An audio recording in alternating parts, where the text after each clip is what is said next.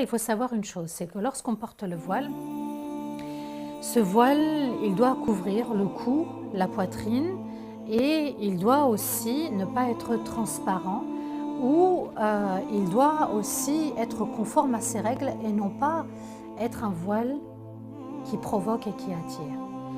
Il y a certes le tissu, le voile qu'on porte sur la tête, mais il y a la tenue aussi qui va avec. Ça n'est pas juste le tissu sur la tête, parce qu'il y a aussi, on va dire, la tunique, il y a la robe, il y a le pantalon, et là aussi l'islam a légiféré.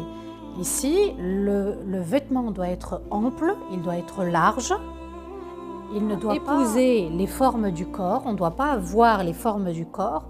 Et la deuxième règle, c'est que le vêtement ne doit pas être transparent, il doit être opaque. On ne doit pas voir le corps de la femme à travers. Alors tout ce qui est legging, tout ce qui est tunique courte, eh bien l'islam n'a pas légiféré ainsi. À nous de bien comprendre ces deux règles, de comprendre que le voile aussi, c'est couvrir la beauté de la femme et ne pas dévoiler la beauté.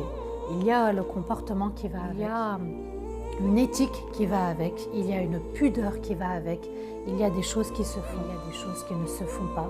Attention à l'effet de mode, attention à suivre le move, même si la plupart le portent ainsi, à nous de nous démarquer en étant sur le droit chemin et satisfaire uniquement Sa Majesté.